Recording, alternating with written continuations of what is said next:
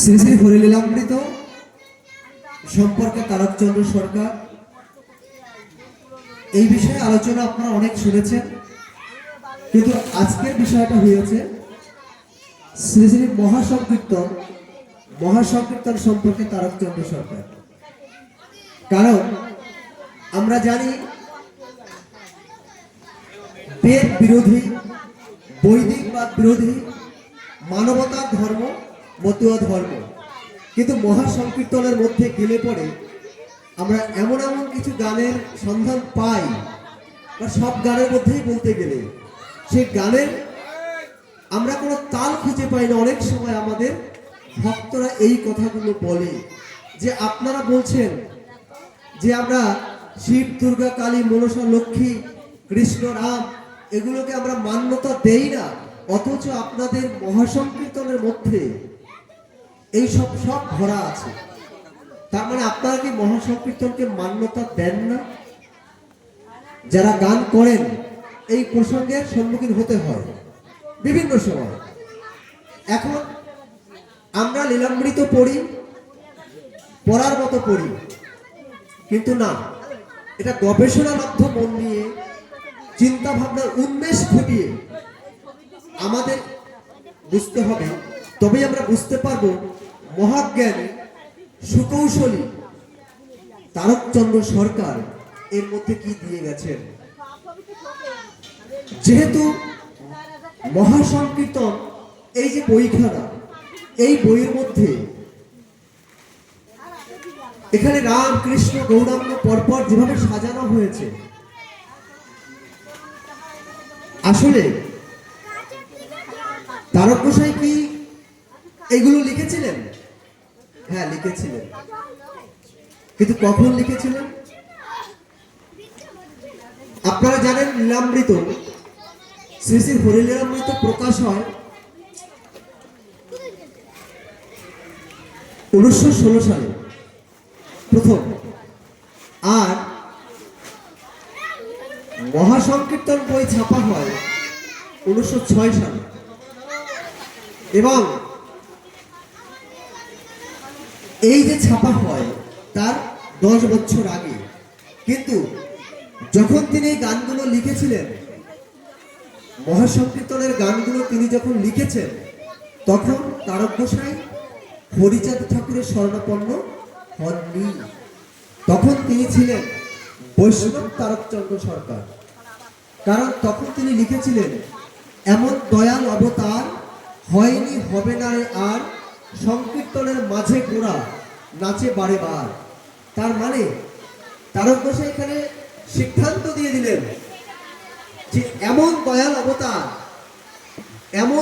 অবতার আগে কখনো ছিল না, আর পরে কখনো হবেও না। যেটা ছিল মহাপ্রভু চৈতন্যদেবকে নিয়ে তিনি লিখলেন, এমন দয়াল অবতার হয়নি, হবে না রে আর, সংকীর্তনের মাঝে গোড়া নাচে বারে বার। তার মানে তার সিদ্ধান্ত এখানে চূড়ান্ত। এই যে চূড়ান্ত সিদ্ধান্ত তিনি দিলেন, তখন তিনি ছিলেন বৈষ্ণব তারকচন্দ্র সরকার। আমাদের লীলামৃত পড়তে গিয়ে বুঝতে হবে, লীলামৃত প্রসঙ্গে তারকচন্দ্র সরকার এই লীলামৃতের মধ্যে কোনটা তারক গোসাইয়ের কথা, কোনটা হরিচাঁদ ঠাকুরের কথা, আর কোনটা হরিবর সরকারের লেখা, কোনটা যাদব সরকারের লেখা, এবং পরবর্তীকালে 249 পৃষ্ঠা, 247 আর 2 পৃষ্ঠা পরিশিষ্ট এই 247 পৃষ্ঠা লীলামৃত যখন 350 পৃষ্ঠা হয়ে যায়, তখন তার মধ্যে কে কে কলম ধরেছিল এটা আমাদের বুঝতে হবে। তারপর যখন মৃত্যুঞ্জয় গোসাই তারককে নিয়ে যায় প্রথম, তখন মৃত্যুঞ্জয় গোসাইয়ের মনেও একটা শঙ্কা ছিল যে আমি যে তারককে নিয়ে যাচ্ছি, এই তারক হরিচাঁদকে দেখে কি তার বিশ্বাস আসবে, কি হবে কি না হবে, এরকম একটা ভয়ে, একটা শঙ্কিত অবস্থায় মৃত্যুঞ্জয় গোসাই ছিল। কিন্তু তারক গোসাই যখন হরিচাঁদ ঠাকুরের শরণাপন্ন হলো, কাছে গেল, আপনারা জানেন সেগুলো বিস্তারিত ব্যাখ্যা করা আছে। তো যখন সেখানে গেল কি অবস্থাটা হলো, তারপরে কিন্তু তারক গোসাই যখন হরিচাঁদ ঠাকুরের দর্শনে এলো, তখন কিন্তু তার ওই কথাটা পাল্টে গেল, এমন দয়াল অবতার হয়নি, হবে না রে আর, সংকীর্তনের মাঝে গোড়া নাচে বারে বার। এটা কিন্তু তখন পাল্টে গেল। এবার কি করলো, এই বইটা তখন অলরেডি ছাপতে দেওয়া হয়ে গেছে। তারপরে এই বই এনে প্রকাশ করবার আগে প্রত্যেকটা গান থেকে পরবর্তীতে বইটা এনে প্রত্যেকটা গানে 2 লাইন 4 লাইন করে পরিবর্তন করে সেখানে হরিচাঁদ ঠাকুর এবং তার লীলা কাহিনী ঢুকিয়ে দেওয়া হলো। এই হচ্ছে মহাসংকীর্তন প্রসঙ্গে শ্রী শ্রী তারকচন্দ্র সরকার। কাজে আপনাদের ঘাবড়াবার কোনো বিষয় নেই যে এই বইটার মধ্যেও কেন এগুলো ছিল, বা বৈদিকবাদ সম্পর্কে, যেহেতু আমরা বৈদিকবাদের বিরুদ্ধে, আমরা মানবতাবাদের পক্ষে। কারণ শ্রী শ্রী হরিনামৃতের 104 পৃষ্ঠায় লেখা আছে যে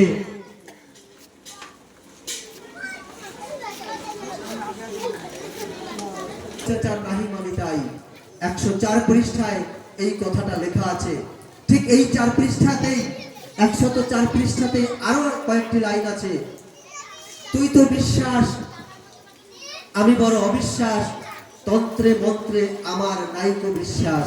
হরিচাঁদ ঠাকুর এখানে বলেছেন। ঠিক তারক গোসাই আপনারা যখন ওই গানগুলো পড়েন, গান তার এই গানটাও তো পড়া উচিত। কাজ কি আমার মন্ত্র ভিজে, হরিচাঁদ ছবি রবির কিরণে উত্থলিল মধুরিত সরজে, কাজ কি আমার মন্ত্র ভিজে। দেখেন, যে তারক গোসাই লিখলো, এমন দয়াল অবতার হয়নি, হবে না রে আর, সংকীর্তনের মাঝে গোড়া নাচে বারে বার। সেই তারক গোসাই যখন হরিচাঁদ ঠাকুরের শরণাপন্ন হলো, তখন কিন্তু তার ওই কথাগুলো আর এখানে টিকলো না। তিনি কি লিখলেন, যে যা ছিল বৈদিক ক্রিয়া, সে ক্রিয়া হলো অক্রিয়া। যা ছিল বৈদিক ক্রিয়া, সব ক্রিয়া হলো অক্রিয়া। ছিল অষ্টপাশে মহামায়া, সে গেছে পুত্র তেজে। যত ছিল যজ্ঞ, সে যজ্ঞ হলো অযজ্ঞ। বুঝতে পারছেন? আমার মনে হয় এই গানটা যারা বুঝবে, তারা ওই ব্রাহ্মণ্যবাদকে লাঠি করে সরিয়ে দেবে। যদি তারক গোসাইকে মান্যতা দিতে হয়, যদি হরিচাঁদ ঠাকুরকে মান্যতা দিতে হয়, তবে আপনি কখনো বেদের পক্ষে থাকতে পারবেন না। যদি আপনি তারক গোসাইকে মানেন, তবু আপনি পারবেন না। দেখেন লিখেছে, কৌল নাম সংকীর্তন মহাযজ্ঞ অর্ঘ্য দিলাম তারই মাঝে, ভক্তি মুক্তি 2 পৈচাসী, তারা হলো ভক্তির দাসী, আমার জাত মেরেছে সর্বনাশী, বিবর্ত বিলাস খুঁজে, কাজ কি আমার মন্ত্র নিজে। আমার মনে হয় এর উপরে আর তারকচন্দ্র সরকারের আর কোনো প্রমাণের দরকার হয় না। আমি তো যে মানুষটা লিখলো, যত ছিল বৈদিক ক্রিয়া, সে ক্রিয়া হলো অক্রিয়া। তো সেই তারক গোসাইয়ের হাতে কি করে কালি শাখা পড়ে, এই তথ্য সংগ্রহ করবার জন্য গবেষণা লক্ষ্য মন নিয়ে আমি গিয়েছিলাম তারকচন্দ্র সরকারের বাড়িতে, এবং তার বাড়িতে গিয়ে গেলাম তার বাড়ির পাশে লক্ষ্মী পাশা তথা নবগঙ্গার ওপারে, যেখানে কালী মূর্তি,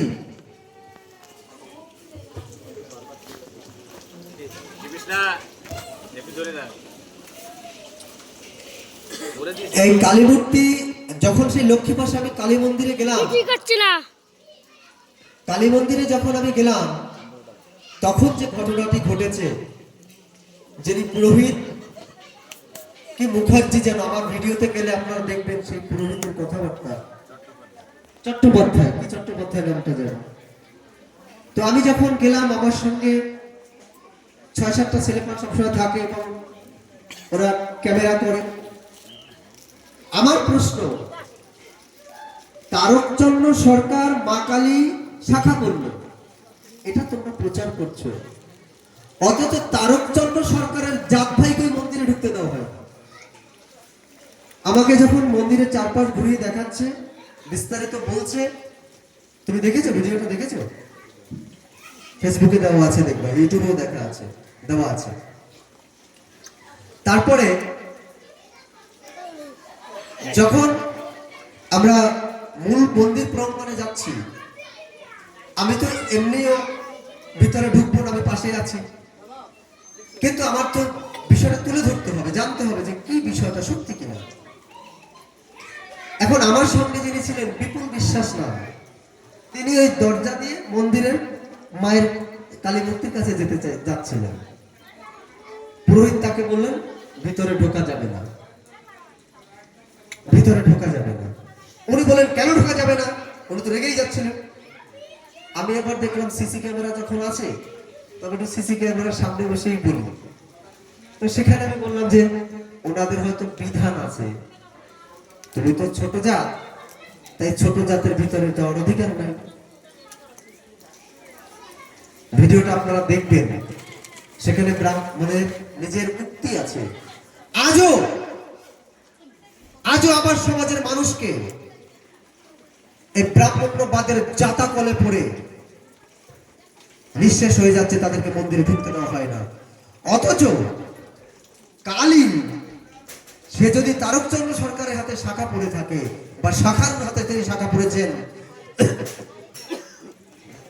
নবগঙ্গায় হাত উঁচু করে তাকে দেখালো, এটা যদি সত্যি হয়ে থাকে, তবে তার সমাজের মানুষকে তারা মন্দিরে ঢুকতে দেওয়া হবে না। এই জন্য হরিচাঁদ ঠাকুর বলেছিলেন যে তোরা বাড়িতে জ্ঞানের মন্দির প্রতিষ্ঠা কর, জ্ঞানের মন্দির প্রতিষ্ঠা কর।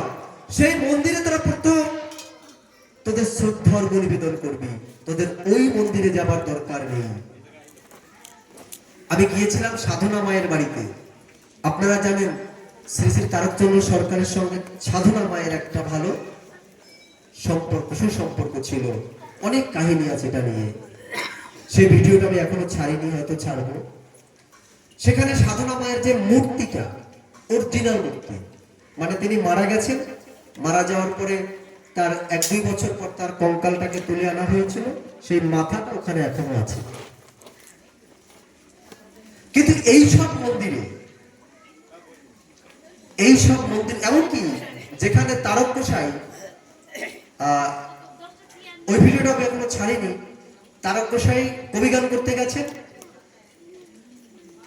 কবিগান করতে যাবার আগে অশ্বিনীকে বললেন যে তুমি আমার পশ্চিম পাশের জমিটা একটু চাষ দিয়ে এসো।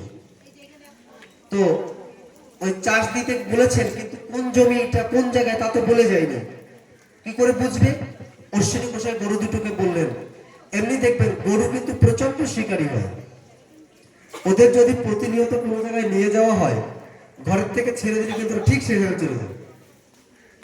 মালিকে ডাক দিলেও কিন্তু ঠিক কিনা, একদম বাস্তব সত্য কথা। তো গরু ছেড়ে দিলেন, ওই জমিতে চলে গেল, সেখানে গিয়ে চাষ করছেন। তারপর তিনি বিশ্রাম করেছেন। সেই বিশ্রাম করার জায়গাটা, সেই খেজুর গাছটা এখন নেই, একটা বিরাট বট বৃক্ষ গাছ, সেখানে উনি বিশ্রাম করেছিলেন। সেখানে যে সর্প আসছিল, সেইগুলো ওরা ধরে রেখে ওখানে একটা আশ্রম করেছে, সুন্দর করে করছে, সেগুলো আমি তুলে ধরেছি। কিন্তু আমি এত জায়গাগুলো ঘুরছি, বিশেষ করে হরিগুরুচাঁদ ঠাকুরের প্রায় যত পারিষদ আছেন, তার ম্যাক্সিমাম পারিষদদের বাড়িতে আমি গিয়েছি, কিন্তু নড়াইলে যে ঘটনা ঘটেছে, এরকম ঘটনা এখন পর্যন্ত আমার সঙ্গে ঘটেনি।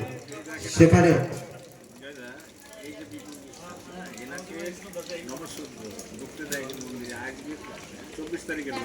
হ্যাঁ,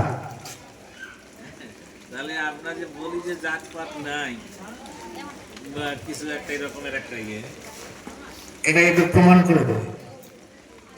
যেখানে মানুষ চাঁদে যাচ্ছে, সূর্যে যাচ্ছে, বিজ্ঞানের দাঁড়িয়ে, বিজ্ঞানের উপরে দাঁড়িয়ে ভর করে, আর সেই জায়গায় এরা সেই জাতপাতটাকে এখনো বিশ্বাস করে আমাদের মানুষগুলোকে ঢুকতে দেয় না, মন্দিরের মতো জায়গায়। ওটা ওর পরে আরো একটা আছে, এইটা আরো বেশি আছে, ওটা পুরো পুরো মন্দিরের আছে। সেখানে টোটাল মন্দিরে মানে আপনারা প্রণাম করবেন দূরে বসে, ভিতরে যাওয়া যাবে না। আমার সমাজের মানুষ জাগবে কবে, বিশেষ করে মায়েরা। যে মা তোমাদেরকে নরকের দ্বার বলে রেখেছে, যে গ্রন্থে তোমাকে অধিকার দেওয়া হয়নি, তোমরা কোন শক্তি বলে সেই গ্রন্থকে লাল সালু দিয়ে পুজো করো? তোমাদের চেতনা কবে আসবে? তোমাদেরকে ভোগের সামগ্রী করে রাখা হয়েছে। কালকে আমি একটা জায়গায় আলোচনা করেছিলাম বৈতরণী নদী সম্পর্কে। এই যে বৈতরণী নদী আপনারা শুনেছেন, সেটা দাদা আমি কি বন্ধ করবো?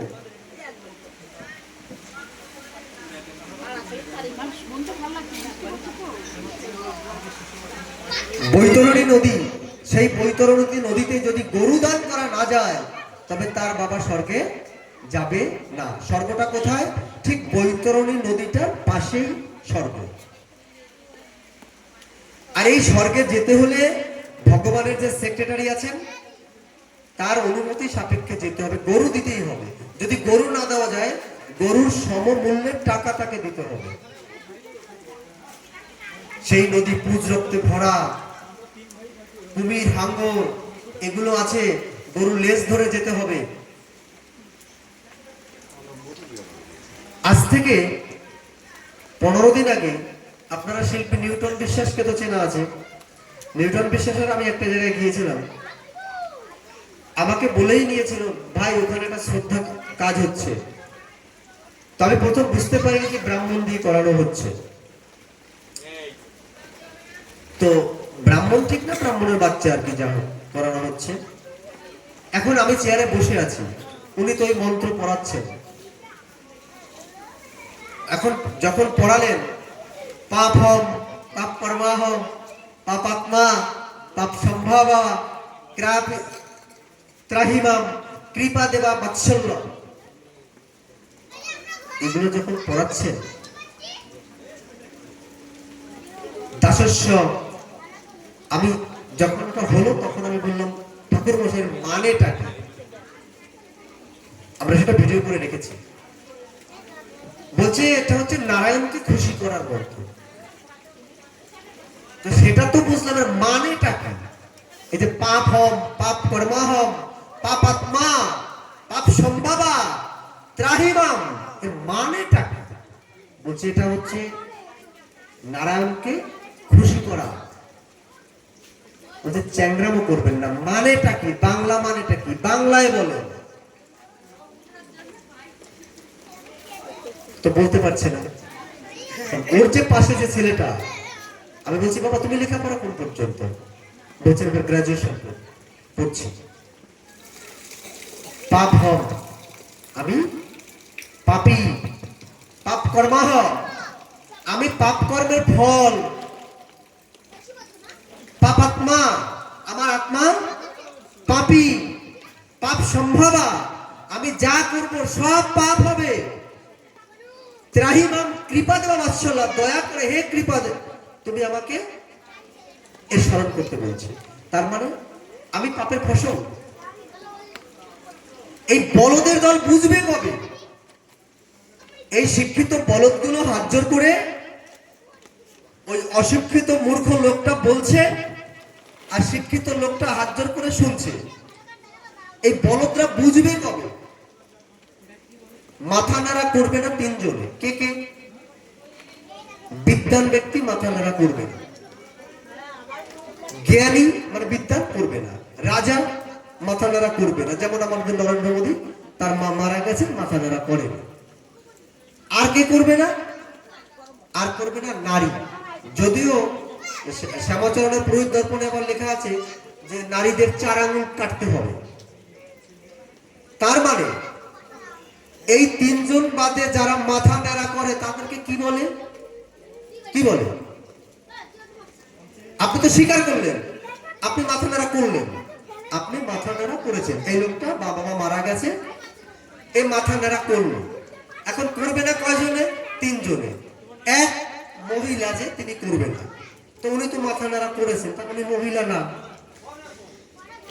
উনি মাথা নাড়া করেছেন মানে উনি রাজাও না, উনি মাথা নাড়া করেছেন মানে উনি জ্ঞানীও না। তা উনি কি? বলদের দল করে। বলদ, বলদ। রাম বলদ না হলে এগুলো করে? একবার প্রশ্ন করতে হয় না যেটা কেন করব, এটা বলো। আজকে এগুলো আমরা তুলে ধরছি বলে আজকে আমাকে অ্যাটাক করা হয়, আমাকে গালাগালি করা হয়, আমার নামে থানা পুলিশ হচ্ছে, কিন্তু কিছুই করতে পারছে না, কারণ আমি তো সত্যি বলছি। এটা করবে কেন? এবার ভয়াবহ প্রায়শ্চিত্ত ভাবে যদি যাওয়া হয়, সেখানে আরো লেখা আছে, আমার মা যদি কিনা তার বাবার সঙ্গে সহবাস করে তবে এ মাথা নাড়া করবে। তার মানে এর মা যখন মারা গেছে, এ মাথা নাড়া করলে স্বীকার করে নিল এর মা কি করেছে। এইসব কথা যখন ওইখানে বললাম, ওই ছেলেটা বলছে এগুলো আর করা যাবে না। তার মানে ওর কিন্তু চৈতন্য আসলো। এই সত্যগুলোকে জানতে হবে। এই সত্য না জানলে আপনি কখনোই মানবতাবাদ, মতুয়া ধর্ম দর্শনে যেতে পারবেন না। আপনারা শুধু চোখের জল ফেলবেন, আর কতকাল চোখের জল ফেলবেন, আর কত কান্নাকাটি করবেন। ওই ব্রাহ্মণকে বা ওই অশিক্ষিত মূর্খ ব্রাহ্মণটাকে ডেকে না এনে আপনি আপনার কাজ আপনার মতো করুন। আপনি যদি না পারেন, আমাদের এই গোসাই পাগলদেরকে ডেকে নিয়ে তাদের মতো করে করুন। এটা একটা শ্রদ্ধা অর্ঘ, আর কিচ্ছু না। শ্রদ্ধা জ্ঞাপন করা, বাবা মা মারা গেলে শ্রদ্ধা জ্ঞাপন করা, এর মধ্যে অন্য কিচ্ছু নাই। আমরা কবে বুঝবো? আজকে হরিগুরুচাঁদ ঠাকুর না আসলে আমি কি পারতাম এরকম মাইক ধরে গল্প করতে, কথা বলতে? আমার কি অধিকার ছিল?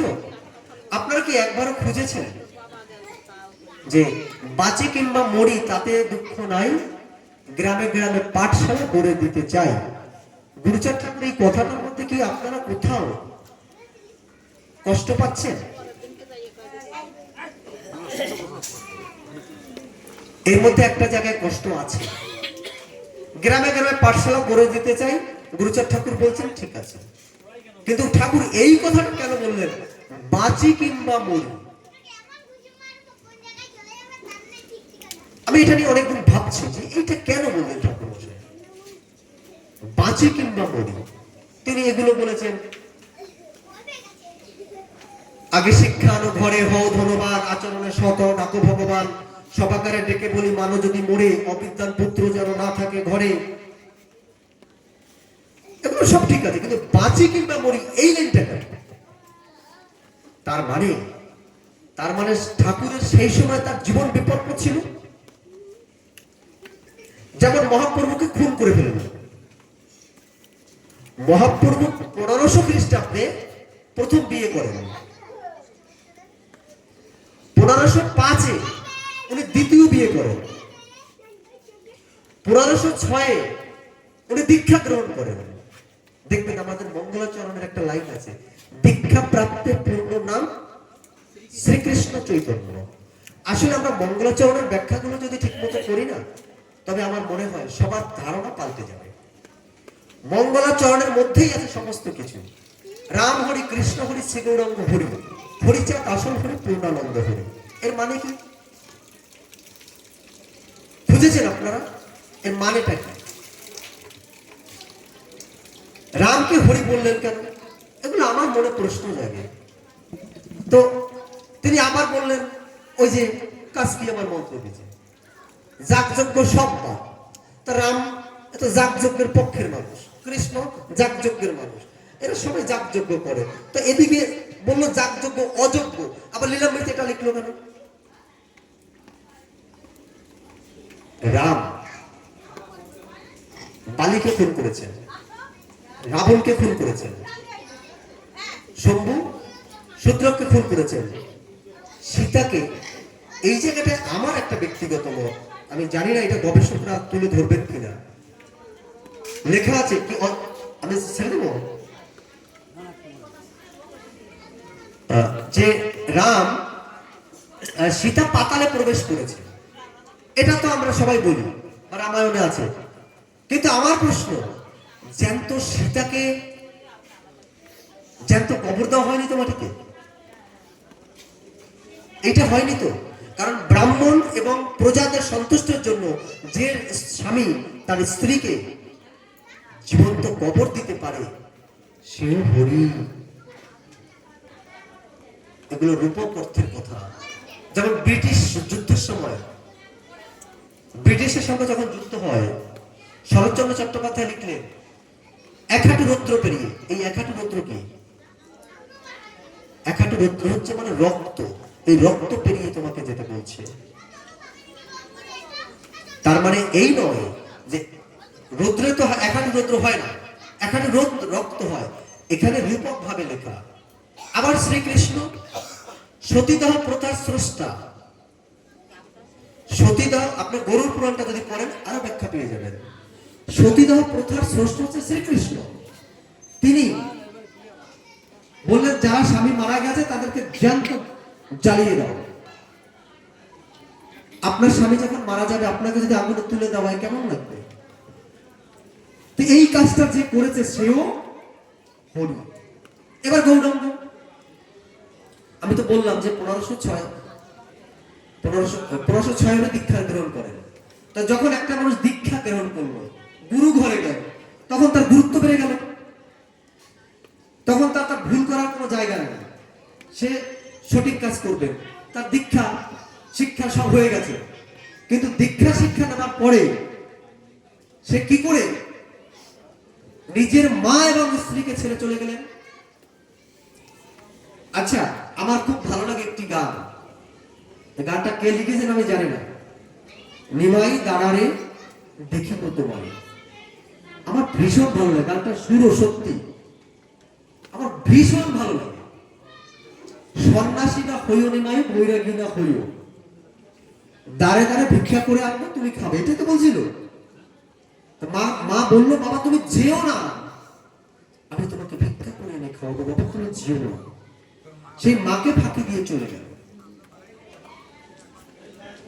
তা মাকে ফাঁকি দিয়ে যে চলে যেতে গেল, শুধু সেখানেই শেষ নয়। আপনারা কি খবর নিয়েছেন যে মহাপ্রভু নিমাই চলে যাওয়ার পরে এই বিষ্ণুপ্রিয়া আর সচিমাতার অবস্থা কি হয়েছিল? না খেয়ে পেয়ে মারা গেছে। এই দুজন মানুষ অচিকিৎসায় না খেতে পেয়ে মারা গেছে। তার মানে তিনিও হরি। এবার আসল হরি হরিচাঁদ, তার জীবনে কি এইরকম কোন একটা কাহিনী আপনারা দেখাতে পারবেন?